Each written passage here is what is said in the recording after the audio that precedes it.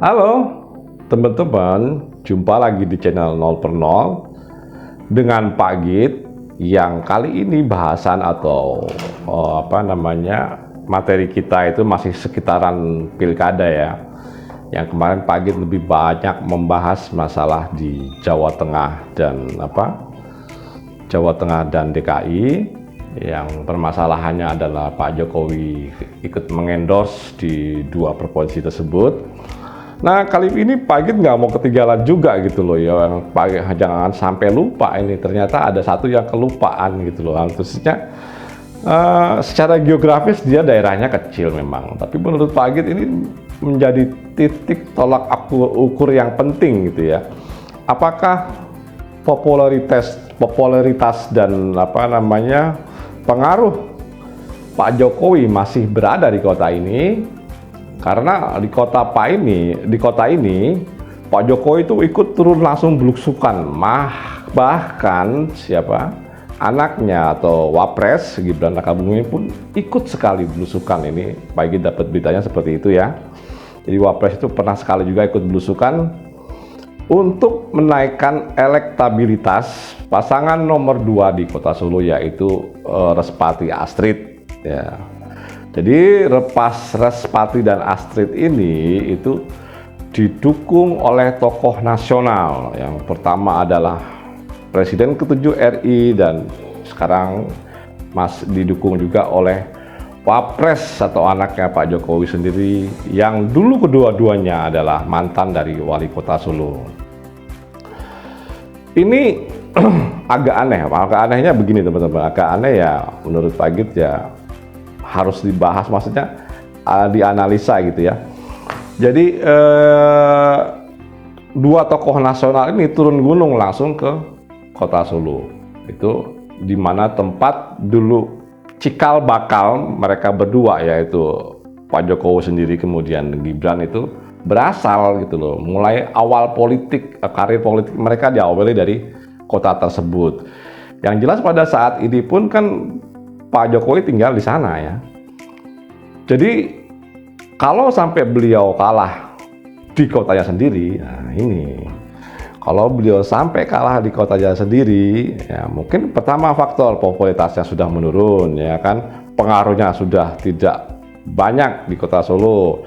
Yang ketiga, atau mungkin pasangan Respati Astrid itu emang namanya susah diangkat ya. Karena dengan turunnya beliau dan dengan anaknya, terus nggak turun langsung ya, maksudnya nggak turun langsung berdua gitu, ada jaraknya lah. Beliau turun langsung, anaknya turun langsung, berikan sembako yang dari Respati Astrid itu ya elektabilitasnya nggak naik-naik juga gitu ya.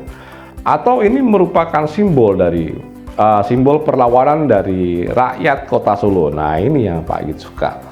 Kalau memang analisanya demikian atau menyatakan simbol perlawanan, nah ini baru kelihatan demokrasi itu berjalan gitu loh. Jadi demokrasi itu kan harusnya dinamis teman-teman. Jadi demokrasi itu ya itu kayak pasar, kayak market itu loh, kayak market di saham atau market di kripto gitu ya. Dia naik turun posisinya, nggak begitu aja, nggak statis, dia harus dinamis. Emang harusnya dinamis. Itu yang Pak Git suka. Kalau memang analisanya lebih dari perlawanan rakyat terhadap politiknya ala Pak Jokowi ini. Teman-teman, sebetulnya masalah yang Pak Git bahas kali ini itu tidaklah berat ya. Ini sebetulnya cuma isu-isu ringan politik saja.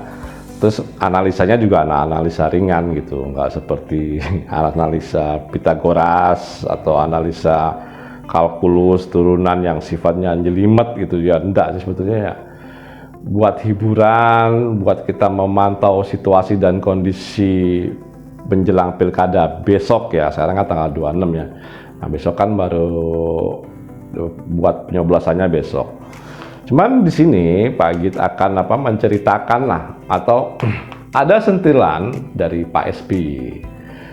Pak SBY ini menyentil gitu, yang intinya kita bisa lihat nanti di video itu. Pak SBY itu bilang dalam hal kita berpolitik itu kepentingan negara rakyat itu harus dinomorsatukan. Jadi kepentingan pribadi, kelompok dan golongan itu kita nomor duakan. Jadi kita tetap lebih dewasa menyikapi hal walaupun ini bermasalah dengan berbenturan gitu ya. Mana yang didahulukan gitu. Jadi yang didahulukan adalah yang sifatnya lebih kepada kepentingan negara dan rakyat timbang pribadi dan golongan atau dalam tanda kutip keluarga. Oke, kita simak dari video dari Pak SBY, teman-teman ya. Kita lihat nih, kita simak intinya dari Pak SBY. Kami ingat, ketika kita berbicara untuk kepentingan negara, untuk kehidupan bernegara, kepentingan yang lain harus dinomorduakan. Kepentingan pribadi, kepentingan kelompok, kepentingan golongan, kepentingan partai harus diletakkan di bawah kepentingan bangsa dan negara. Ada yang mengatakan loyalty to my party ends when loyalty to my country begins. Jangan dibalik. Jangan kepentingan pribadi, kelompok, golongan, partai diletakkan di atas kepentingan bangsa dan negara. Saya manusia biasa, makan nasi. Nah, begitulah atau cuplikan video dari Pak SBY yang mengingatkan ini sebetulnya lebih senggol keluarga Pak Jokowi lah gitu. Kenapa beliau mengucapkan statement seperti ini ya? Mungkin beliau juga melihat apa yang terjadi. Jadi intinya dari ucapan Pak SBY ini yang intinya nomor duakan sifatnya yang punya kepentingan di dalam kepentingan pribadi, politik atau golongan itu dinomor duakan. Jadi bila kepentingan negara atau rakyat itu berbenturan, maka didahulukan kita harus ngalah gitu. Maksudnya Pak SBY mengingatkan ke Pak Jokowi itu kalau Pak Jokowi harus mengalah demi kepentingan negara dan rakyat. Ya intinya sih sebetulnya mungkin mengingatkan biarkanlah rakyat yang memilih, biarkanlah mereka yang masih muda-muda itu turut campur di sana gitu. Beliau mungkin tujuannya mengingatkan, dulu kan Pak Jokowi bilang gitu kalau udah selesai, maksudnya masa jabatan periode kedua, beliau akan beristirahat di Solo dan momong cucu gitu. Tapi apa yang terjadi? Nah, beliau sekarang masih tetap aja jadi tim marketing atau juru kampanye dari rombongannya Kim lah. Beliau jurkam dari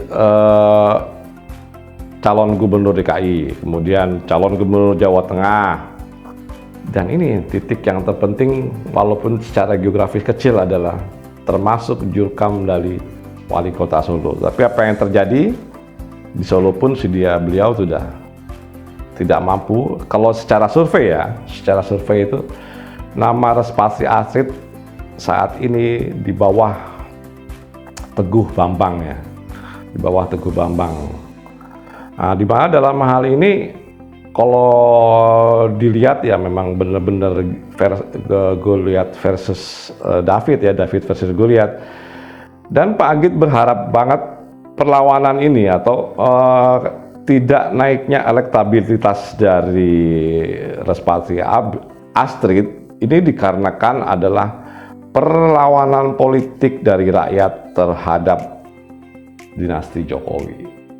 Kalau menurut Pak Agit mudah-mudahan begitu sifatnya. Jadinya memang kesadaran atau keterbukaan dan pemikiran dari rakyat gitu loh. Jadi ya mungkin ada titik jenuh ya. Yang jelas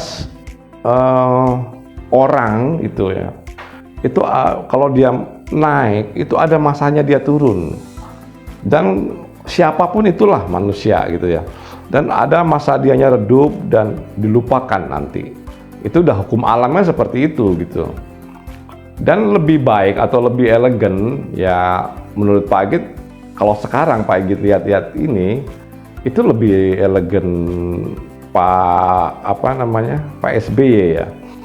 Beliau akan turun kalau hal-hal penting aja, nggak semua event beliau turun gitu. Kalau kayak sekarang kan ya enggak gitu kan. Tapi kalau memang penting turun, bukan Pak Agit pro terhadap Pak SBY enggak, gitu, sama sekali tidak. Oke teman-teman, menurut Pak Git ini sudah cukup dan kita ambil kesimpulan dari pembahasan kita hari ini yang masih berkutat di daerah atau wilayahnya pilkada. Karena menurut Pak Git ini kalau di permainan bola itu istilahnya injury time gitu loh. Injury time kita membahas dan menganalisa, menganalisa, terus memberikan kesimpulan. Yang pertama adalah pemilihan yang terjadi di kota Solo yang di-endorse oleh Presiden ke-7 dan anaknya Wakil Presiden Raka Bumi ini tidak menaikkan elektabilitas dari Respatri dan Astrid secara survei, ya. Itu yang pertama. Kemudian yang kedua di sini adalah peringatan oleh Pak SBY atau senggol Pak Jokowi dari Pak SBY yang artinya mengingatkan bila kepentingan negara itu bertembukan atau beradu dengan kepentingan keluarga, kelompok atau golongan, maka dahulukan dulu adalah kepentingan negara dan rakyat. Jadi yang kepentingan yang lain dinomor duakan. Oke teman-teman, demikian dari Pak Git dan terima kasih.